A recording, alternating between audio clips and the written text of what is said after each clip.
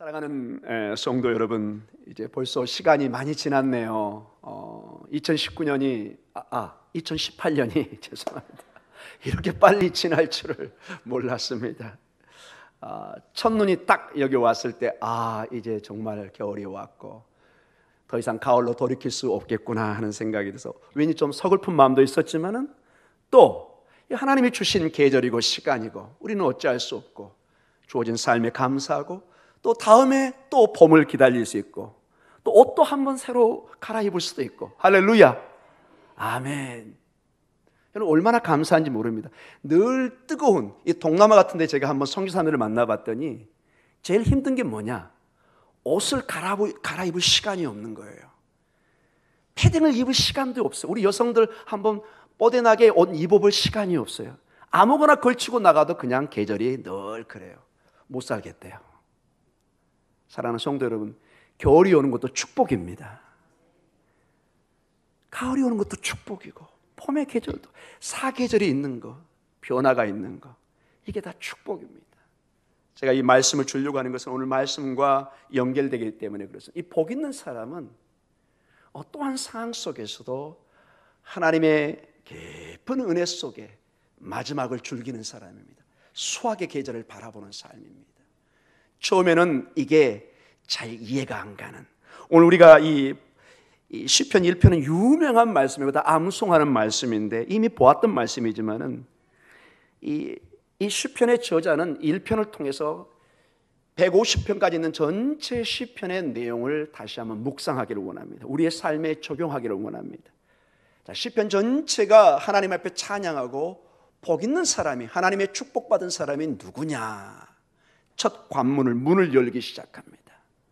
우리가 생각했던 어떤 복 있는 사람이 아니라 하나님이 생각하는 복 있는 사람이 먼저 1절에 보니까 세 가지의 일을 관여하지 않습니다. 아주 단순합니다. 그러나 보면은 쉽지는 않습니다. 우리 1절 다시 한번 봐볼까요? 복 있는 사람은 세 가지의 일을 하지 않습니다. 뭘 하지 않죠? 악인들의 꾀를 따르지 않습니다. 즉 함께 걷지 않습니다. 죄인들의 길에 서지 않습니다. 같이 걷지 않고 같이 서 있지 않습니다. 그 다음에 세 번째가 뭐죠? 오만한 자들의 자리에 앉지 않습니다. 같이 거주하지, 같이 살지 않습니다. 처음에는 간단히 시작해서 같이 대화로 시작됩니다. 이 일이 점점 심각해지면서 서서 이제 그 내용을 나누기 시작합니다. 그리고는 정말로 심각해져서 지인들과 함께 거주해버리는, 함께 사는, 점점점 여기에 1절에 나와 있는 이 삶이 깊어지고 있는 것을 보게 됩니다.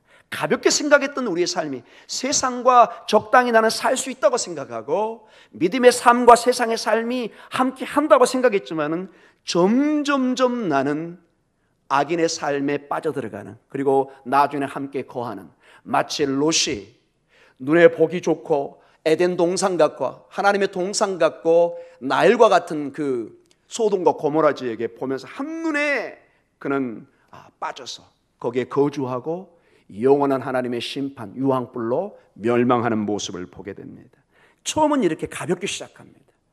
그러나 복 있는 사람은 하나님의 은혜 가운데 이것이 위험하다는 것을 알게 되는 것입니다. 함께 하지 않습니다. 중요한 건 뭐냐? 꾀를 따르지 아니합니다. 죄인들의 길에 서지 아니합니다. 오만한 자리에 앉지 아니합니다. 그리고 두 가지 일을 합니다. 이런 것을 하지 않고 긍정적으로 2절에 두 가지를 합니다. 우리 2절 한번 읽어볼까요? 오직 여호와의 율법을 즐거워하고 그의 율법을 주야로 묵상하게 됩니다. 아멘. 어떤 사람이 복 있는 사람이냐?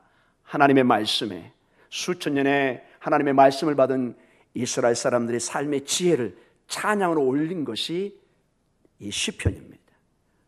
수천 년 동안 하나님의 말씀을 가지고 인생을 이 땅에 살아갈 때 복 있는 사람은 이러한 것을 하지 않고 이제 적극적으로 하는 일이 있습니다. 하나님은 눈에 보이지 않는데 하나님이 보이게 하는 방법이 있습니다. 그것이 뭐냐? 바로 하나님의 말씀입니다. 이 율법, 토라라는 것입니다. 토라. 유대인들의 생명과 같습니다.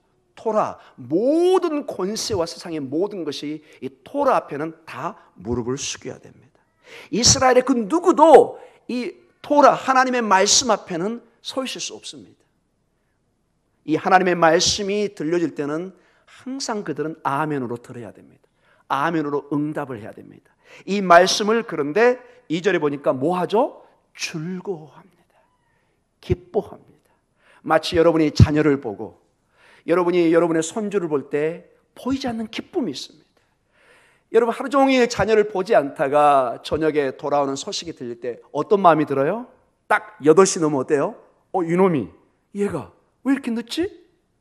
당장 뭐예요? 문자, 전화, 안 되면 친구들. 이게 정상적인 부모의 태도죠, 여러분.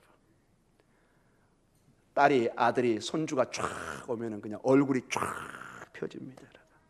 성령 충만이 그대로 그냥 거기 임하고 있습니다. 즐거워하는 마음.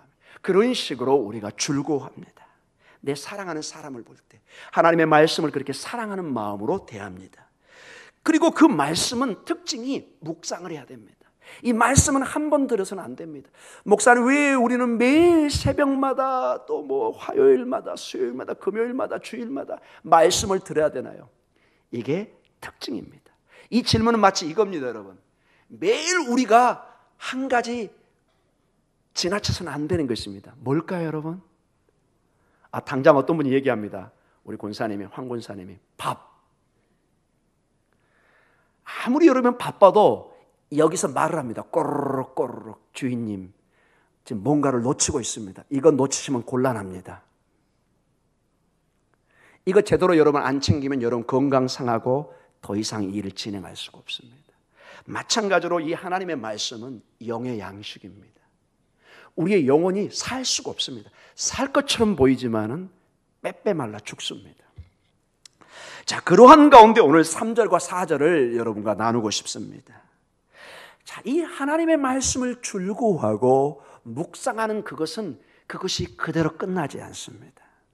3절과 4절로 결과가 나타납니다. 1절의 말씀처럼 악인의 꾀를 따르고 죄인들의 길에 서고 오만한 자리에 앉게 되면은 4절의 결과가 일어나고 2절에 오직 여호와 율법을 즐거워하고 그 율법을 주야로 묵상하는 사람은 하나님의 말씀을, 즉 이 하나님의 말씀을 즐거워하고 묵상한다는 것은 모든 삶을 하나님을 의존한다는 것입니다. 하나님께 묻는다는 것입니다. 기도한다는 것입니다. 모든 출발을 주님과 함께하는 것입니다. 말씀이, 하나님은 보이지 않기 때문에 말씀이 우리가 읽는 순간에, 말씀을 대독하는 순간에, 말씀을 나누는 순간에 유대인은 뭘로 느끼느냐? 하나님의 임재로 느낍니다. 하나님의 말씀이 선포될 때 하나님이 함께한다고 그들은 믿고 있습니다. 이거는 여러분도 동시에 믿으셔야 됩니다. 하나님의 말씀을 통해서 하나님은 말씀하시고 임재하십니다. 그래서 여러분 십계명에, 그리고 그 법궤, 그 다음에 그 회막의 성막에, 성전의 가장 중심 지성소에 뭐가 있었죠? 하나님의 말씀이 있었습니다. 뭐가 있었다고요? 하나님의 말씀. 그 말씀은 하나님의 임재의 상징입니다. 이게 왜 중요하냐? 이제 그 비밀이 밝혀지기 시작합니다. 3절의 내용 때문에 그렇습니다. 3절, 우리 3절 같이 읽습니다. 그는 시내가에 심은 나무가 철을 따라 열매를 맺으며 그 잎사귀가 마르지 아니함 같으니 그가 하는 모든 일이 다 형통하리로다. 아멘. 자, 복 있는 사람이, 이 3절의 내용은 1절과 2절의 근거에서 이게 추론되고 있습니다. 그냥 복 있는 사람, 그냥 이건 나오는 것이 아니라 이 히브리 원어상 이렇게 보면은 1절과 2절의 흐름 속에 이렇게 하는 사람은, 즉 2절처럼 주의 말씀을 묵상하고 그걸 즐거워하는 사람은, 즉 모든 삶의 근본의 그 소스를, 루트를, 그 원인을 하나님과 함께 동행하는 사람은 3절의 결과가 그대로 이어진다는 것입니다. 여러분이 인정하든 하지 않든 이 3절의 말씀의 이 축복이 그대로 이루어집니다. 이 3절을 여러분 그래서 굉장히 중요하게 보셔야 됩니다. 하나님의 말씀을 묵상하고 즐거워하는 것은 이게 그대로 끝나지 않습니다. 마치 여러분이 새끼 밥을 먹으면 그때는 못 느낍니다. 그냥 먹는 거 그 자체로 끝난 줄 알았습니다. 그러나 그것은 들어가서 여러분에게 영양소로 미치기 시작합니다. 위로 들어가서 소화가 되고 모든 각종 여러분의 근육과 골격에 골고루 퍼져서 내일을 내가 일어서게 만듭니다. 여러분 맞죠? 여러분 소화되는 과정을 여러분 보면서 보이시나요? 몰라요. 우리는 그걸 보질 못하고 이해도 잘 안 갑니다. 솔직히 이게 어떻게 소화가 돼서 영양분이 되는지. 근데 하나님의 놀라운 창조 원리로 이게 들어가서 우리의 생명이 됩니다. 하나님의 말씀이 이제 들어가서 역사하기 시작합니다. 어떻게 역사하느냐? 이걸 쉽게 설명을 하고 있습니다. 모든 사람이 이해하기 쉽게 3절로 이것을 그대로 설명합니다. 자, 이 3절을 보면은 재밌는 현상이 나옵니다. 어떤 것을 여러분 느끼시나요? 우리 본문 3절 가만히 한번 봐보세요. 그는 시냇가에 심은 나무가. 자, 첫째로 중요한 게 이 나무는 따라해 보겠습니다. 심겨졌다. 심겨졌다. 좀 어려운 말로 수동태입니다. 이게 무슨 말이냐? 여기에 있는 나무는 혼자 계속 서 있는 게 아니에요. 누군가 옮겨 심어놓은 거예요. 뭐 했다고요? 옮겨 심어놓은 거예요. 자, 정원을 생각해 보시고 하원을 생각해 보십시오. 누가 그것을 옮기나요? 정원지기가, 하원지기가. 여기서 전반적으로 우리를 옮길 수 있는 사람은 누군가요? 하나님이십니다. 하나님이십니다. 그걸 보셔야 됩니다. 여러분이 주의 말씀을 묵상하고 즐거워하면은 이게 그걸로 끝나는 것이 아니라 하나님이 여러분을 쑥 떠가지고 영원히 마르지 않는, 여기 중요한 게 그냥 물이 아니에요. 뭐라고 나와 있죠? 시냇가예요. 여기서 나오는 시냇가는 늘 물이 흐르는 곳을 말해요. 이스라엘은 두 종류의 시냇가가 있어요. 항상 메말라 있는 곳이 있어요. 그리고 늘 물이 흐르는 시냇가가 있어요. 워낙 거기는 물이 귀하기 때문에. 하나님께서 여러분을 떠서, 여러분의 나무를 떠서, 여러분이라는 나무로 비유해서 어디로 옮겨놓는다고요? 늘 물이 마르지 않는 그곳에 옮겨 심어놨다는 것입니다. 자, 늘 물이 마르지 않는 곳에 옮겨대서 여러분의 뿌리가 그 물에 닿아 있었기 때문에 어떤 결과가 있죠? 3절을 주목하시기, 다시 한번 보시기 바랍니다. 그가 누구죠? 2절의 행동을 하는 사람이에요. 2절. 그가 누구예요? 복 있는 사람. 여러분 1절에 복 있는 사람, 2절처럼 주의 말씀을 즐거워하고 묵상하는 그는 하나님께서 마치 옮겨놓은 시냇가에 옮겨놓은 나무와 같은 사람이란 말이에요. 자, 그러니 어떤 결과가 나오느냐? 3절 다시 읽습니다. 그는 시냇가에, 자, 거기다 좀 적어 놓으십시오. 옮겨 심은, 옮겨를 좀 적어 놓으시기 바랍니다. 옮겨 심은 나무가 이제 결과가 나타납니다. 뭐라고 나오죠? 철을 따라 뭘 맺어요? 열매를 맺습니다. 할렐루야. 열매를 맺습니다, 여러분. 열매를 맺습니다, 여러분. 그 잎사귀가 마르지 않습니다, 여러분. 여러분 한 3주, 4주, 한 달 나무에 물을 안 주면 증세가 뭐가 나와요? 노랗게 변하고 잎이 뚝뚝 떨어집니다. 이게 말랐다는 증거. 빨리 물을 줘야 됩니다. 그거 놓치면 이제 영원히 말라 죽습니다. 그런데 이 나무는 잎사귀가 마를 염려 허들락 마세요, 여러분. 안 해도 돼요, 여러분. 왜냐? 그 뿌리가 지금 어디에 닿아 있어요? 시냇가. 그냥 시냇가가 아니에요. 물이 졸졸졸졸졸 흐르는 생명의 물이 흐르는. 여러분 이게 상상이 되세요, 여러분? 금방 되시죠, 여러분? 하나님의 축복 막연하고 그냥 잘 이해가 안 돼요.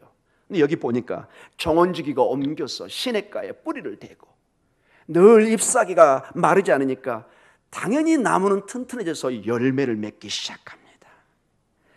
자, 이것을 이제 조금 구체화 시작합니다. 자, 정원지기, 즉 하나님에 의해서 풍성한 시냇가의 옆에 옮겨져서 충분한 물과 영양분을 섭취해서 든든히 자라갈 수 있습니다. 마치 정원과 하원의 나무와 꽃처럼 늘 적당한 물과 온도가 주어져서 그 나무는 잎사귀가 마르지 않고 계속해서 열매를 맺습니다. 이게 여러분 하나님의 주는 축복입니다. 그 다음에 특징이 뭐냐? 3절 하반부에 뭐라고 나오죠? 아니함과 같으니 이제 또 그가 나옵니다. 그가 누굴까요? 앞에 있는 그입니다. 복 있는 사람입니다. 그가 하는 모든 일이 다 형통하리로다. 아멘. 그가 하는 모든 일은 이 정원주기가 딱 뒤에서 버티고 그 뿌리를 마르지 않는 시냇가에 두었기 때문에 마치 나무가 열매를 맺고 잎이 마르지 않는 것처럼 이제 원칙으로 우리 삶에 다시 돌아와서 설명을 합니다. 이 복 있는 사람은 하는 일마다 형통하다. 이 뜻은 늘 하는 일마다 성공한다. 길이 열린다. 이 뜻을 가지고 있습니다. 막힐 것 같은데, 안 될 것 같은데 기도하는 사람, 하나님이 축복하는 사람은 결국에 가면 길이 열리고 열매가 맺히기 시작합니다. 할렐루야! 아멘. 여러분, 이런 놀라운 경험이 여러분에게 체험되기를 간절히 축원합니다. 저는 새벽마다 기도합니다.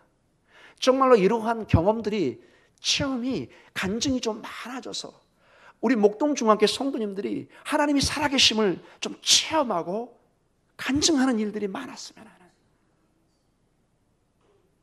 사랑하는 성도 여러분, 아주 직설적으로 설명합니다. 어떤 나무 표현하고 잎사귀가 마르지 않고 열매가 맺는 어떤 정원지기의 가수원의 모습을 보이다가 이제 직접적으로 그는 그의 모든 하는 일이 다 형통한 축복을 줍니다. 성공하다, 성공적인 결과를 가져오다, 이 뜻을 가지고 있습니다. 이게 여러분 복 있는 사람의 특징입니다. 그러니 여러분이 주의 말씀을 붙들고 그 말씀을 묵상하고 즉 그 말씀과 함께 기도하는 것입니다. 제가 새벽 예배 때도 강조했지만 여러분, 기도는 신비입니다. 그 누구도 풀 수 없는. 기도하는 순간에 하나님은 하늘이 이 땅에 이렇게 겹치게 만듭니다. 여러분, 하늘이라는 것은 하나님이 계신 곳입니다. 우리 되게 하늘 그러면은 인공위성 이번에 그 나로에서 뭐 쐈죠? 저 고흥 쪽에서 그 하늘, 우리가 보는 밤하늘의 하늘이 아닙니다, 여러분. 물론 그것도 하늘이지만 그거는 인간적인 자연적인 하늘을 말하고 하나님이 계신 곳, 하나님이 통치하는 곳, 하나님의 보좌가 있는 곳, 그것이 성경의 하늘입니다. 그건 보이지 않습니다. 전혀 다른 차원의 세계입니다. 그런데 여러분이 주의 말씀으로 기도를 하면 이 하나님의 보좌가, 하나님의 임재가 여러분의 기도하는 곳에 개입되기 시작합니다. 하나님의 역사가 시작되기 시작합니다. 마치 여러분이 아무것도 하지 않는 곳에 성냥불을 탁 끼면 스파크가 일하면서 활활 불이 타오르듯이 여러분의 기도에 하나님의 임재를 통해서 스파크가 일어나기 시작합니다. 하나님의 영원한 시간이 여러분의 한계, 여러분의 문제에 개입하기 시작합니다. 이 기도의 중요성은 여러분이 기도하는 그 순간에 하늘의 보좌에 계신 하나님이 여러분에게 임재하기 시작합니다. 마치 만유의 인력으로 어떤 것을 땡기는 것과 동일합니다. 이것은 하나님의 원리입니다. 이건 누구도 설명할 수 없는 신비 중의 신비가 기도라는 것입니다. 이 기도의 삶, 묵상의 삶이 오늘 신비입니다. 우리가 이해할 수 없는데 나도 모르게 하나님이 나를 시냇가에 다 옮겨 심어서 계절을 따라 열매를 맺게 하는데 날마다 잎이 마르지 않고 열매가 일어나. 하는 일마다 결국은 하나님이 형통하게 하시는 그러한 축복을 주시고자 약속하시고 오늘 여러분에게 행할 줄 믿습니다. 그러니 당연히 우리는 복 있는 사람의 길을 쫓아가야 되죠. 그러나 아쉽게도 불행하게도 악인의 삶이 또한 우리에게 주어집니다. 여러분, 악인의 삶은 이미 1절에 나와 있습니다. 악인들은 꾀를 부립니다. 죄인들의 길이 있습니다. 오만한 자리에 자리가 있습니다. 자, 이런 사람들, 반대로 그 사람들은 여호와의 율법을 즐거워하지 않고 그 율법을 주야로 묵상하지 않겠죠. 하나님의 그 놀라운 의뢰와 생명의 가치를 전혀 알지를 못하고 인정하지도 않기 때문에 그 사람들은 특징이 4절로 나옵니다. 4절 같이 읽습니다. 악인들은 그렇지 아니하며 오직 바람에 나는 겨와 같도다. 자, 이 시편 저자는 3절에 마치 정원지기가 나무를 옮겨서 시냇가에, 마르지 않는 시냇가에 옮겨 심어서 새롭게 생명으로 풍성함을 나타내는 우리에게 알기 쉬운 이미지를 줍니다. 악인의 삶도 망한다. 이게 잘 이해가 안 가죠. 어떻게 망하는지. 이미지를 줍니다. 수학 시기의 이미지를 줍니다. 어떻게 이미지를 주죠, 여러분? 여기 보면은 바람에 나는 겨와 같도다. 여러분, 겨는 언제 생긴가요, 여러분? 자, 추수 때를 생각해 보시죠. 서울에 나신 분은 잘 이해가 안 될 거예요. 시골에 여러분 옛날에 할머니, 할아버지, 어머님 추수할 때를 생각해 보십시오. 자, 보리 밀보리를 한번 생각해 보십시오. 자, 밀보리가 이제 베서 이제 옛날에는 뭐 했지만 이스라엘 같은 경우는 이렇게 밟아서 도리치기로 이렇게 때려가지고 그 알을 내게 합니다. 그러면은 그 껍질이 거기서 벗겨져 가지고 알이 뚝뚝뚝 떨어집니다. 근데 거기에 막 껍질 같은 게, 겨 같은 게 막 섞여 있습니다. 그리고 쭉정이 혹시 아세요? 이게 열매가 잘 맺지 못해 가지고 이게 잘 먹을 수 없는 그냥 거의 말라 비틀어진 그런 것이 있습니다. 자, 여러분 지금 생각하지 마시고요. 한 50년 전으로 돌아가시기 바랍니다. 자, 밀 또는 보리, 쌀 수확을 했습니다. 이거를 이제 곡식을 알곡을 모아야 돼요. 어떻게 하죠? 어머니가 주로 여러 가지 방법이 있는데 키질을 할 수 있습니다. 바가지 하나 가지고 저기 약간 높은 데 올라가 가지고 바람이 막 불어요. 거기서 슉 날려요. 그럼 바람이 슉 불어가지고 겨와 쭉정이는 날아가고 곡식만 거기에 두두두두 떨어집니다. 여러분 그게 연상이 되시나요? 이스라엘은 그렇게 농사를 졌습니다. 지금은 물론 다 뭐 콤바인이라든지 트랙터 이런 걸로 타지만 2000년, 3000년 전에는 다 그렇게 우리식으로 했습니다. 자, 여기 보니까 4절에 악인들은 3절처럼 되지 않아요. 아무리 본인들은 하고 싶지만 안 돼요. 하나님이 막으세요. 오직 강조형입니다. 바람에 나는 겨와 같아요. 바람이 불어서 이제 수확을 합니다. 슉 날리는데 자연스럽게 가벼운 겨와 쭉정이는 날아가고 곡식만 거기에 떨어지고, 마지막 이 주인이 가져가는 건 뭘까요? 알곡만 모아서 집으로 가져갑니다. 겨와 쭉정이는 다 이제 버려지고 나가는 것을 보게 됩니다. 여러분 이제 이게 결론적으로 말씀을 맞춰가겠습니다. 이게 좀 보이시나요? 이 복 있는 사람과 달리 악인은 그 악한 것에 뿌리를 두고 있기 때문에 그들의 영양분과 기쁨을 악한 자의 뜻에 두고 있는 자들입니다. 결국은 말라서 바람에 날아가 버립니다. 시냇가에 뿌리를 둔 심겨진 나무는 든든히 서 있고 열매를 맺어갑니다. 그러나 악인으로부터 영양분을 취하는 자는 곧 사라지는 것을 보여주고 있습니다. 이 수확기에 키질을 하든지 바람에 날리면 아무리 속이고 싶고 본인이 남고 싶어도 안 됩니다. 결과가 명확하게 나오는 것을 보게 됩니다. 알곡은 밑으로 떨어져서 주인이 가져갈 것이고 쭉정이와 겨는 바람에 날아가서 영원히 불태워지든지 다른 용도로 쓰일 수밖에 없습니다. 알곡으로는 쓰일 수 없습니다.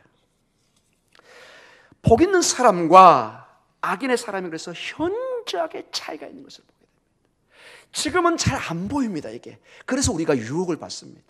세상 사람이나 믿는 사람이나 믿지 않는 사람이나 여러분 잘 구별이 안 됩니다. 오히려 예수 안 믿는 것이 더 축복받는 것처럼 보입니다. 그렇지 않습니다. 마지막 심판자는, 마지막 바로 바람을 불어서 우리에게 알곡과 겨로 나눈 사람은 하나님이 계십니다. 복 있는 사람은 열매를 맺는 나무입니다. 악인의 삶은 쓸모없는 겨처럼 날아가는 존재입니다. 복 있는 사람은 시냇가에 심겨진 견고한 나무입니다. 흔들리지 않습니다. 견고합니다. 그러나 악인의 특징을 봐보세요. 건조하고 먼지나고 바람에 날아가고 모든 게 불확실해요. 여러분 믿지 않는 사람 가끔 봐보세요. 그 가까운 사람들 뭐가 막 잔뜩 되는 것 같은데 가만히 심리적으로 얘기해보면 막 불안해요. 언제 이게 막 또 떠나가지? 언제 내가 망할 것 같지? 언제 뭐하지? 이게 두 발 뻗고 잘 차지를 못해요. 본인에게 주어진 그 로또 같은 축복을 온전히 기쁜 마음으로 받지 못하는 것을 저는 종종 보았습니다. 정말로 영적으로 그는 그렇습니다, 여러분. 하나님이 주신 평안이 아니면 불안합니다. 정말로. 그리고 언젠가는 사라집니다. 제가 늘 강조하는 이사야 40장 7절과 8절의 말씀입니다. 풀은 마르고 꽃은 떨어지고, 풀은 마르고 꽃은 집니다, 여러분. 그렇죠, 여러분? 무엇만이 영원히 서 있죠? 여호와의 말씀만 영원히 서 있습니다. 여러분, 무엇을 붙들고 묵상해야 되겠습니까? 여러분이 무엇을 해야 복된 사람이 되겠습니까? 매우 단순하게 나와 있습니다. 주의 말씀을 오늘도 붙들고 출구하고, 지금 내 삶의 여러 가지 결과가 안 보인다고 여러분이 실망하지 말고, 나의 뿌리가 시냇가에 심겨져 있고 그 뿌리가 물에 닿아져 있다면 반드시 열매를 맺으며 우리의 잎사귀는 마르지 않을 것입니다. 사랑하는 성도 여러분,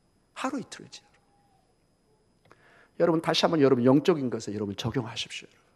힘을 내시기 바랍니다. 하나님의 영광을 위해서도 여러분 힘을 내셔야 돼요. 기죽어 살 필요가 없는 거예요, 여러분. 이미 하나님의 각본에는 여러분이 승리자로 적혀져 있다니까요, 여러분. 그걸 믿으셔야 돼요. 이 믿음이 없으면 오늘 저녁에 몸부림치셔야 돼요, 여러분. 하나님의 뜻을 거스리는 거예요, 여러분. 아버지의 뜻을 거스리고 엄마의 뜻을 거스리고 있는 거예요. 한번 따라해 보겠습니다. 나는 이미 하나님 나라의 왕자요 공주다. 아멘. 뭐가 조금 힘이 좀 드십니까, 여러분? 여러분 힘을 내시기 바랍니다. 특히 우리 목동중앙교회 지금 감기로 여러 가지로 이렇게 힘들어하시는 분이 많이 계세요. 새벽마다 기도하지만 제가 많이 더더욱 힘들 때가 있습니다. 어쩌든지 우리 성도들이 좀 힘을 내기를, 담대해지기를 매일 기도하고 있습니다. 여러분 그걸 보여주시기 바랍니다. 여러분의 입술로, 여러분의 어깨 핀 모습으로 당당한 모습을 보여주십시오. 예수 이름으로 싸우시기 바랍니다. 우리 주님이 오늘도 여러분을 시냇가에 심은 나무처럼 입이 풍성하게 파래지고 열매를 맺게 하는 하나님의 놀라운 계획이 있다는 걸 잊지 마시고 오늘도 믿음으로 승리하며 이번 겨울을 그러한 믿음으로 승리하시고 2019년을 그러한 믿음으로 맞이하시기 바랍니다. 길을 죽이지 마세요, 여러분. 하나님이 얼마나 실망하겠냐고, 여러분. 이미 여러분은 각본의 승리자예요. 형통한 자입니다. 아멘. 우리 다 같이 기도하는 시간을 갖도록 하겠습니다.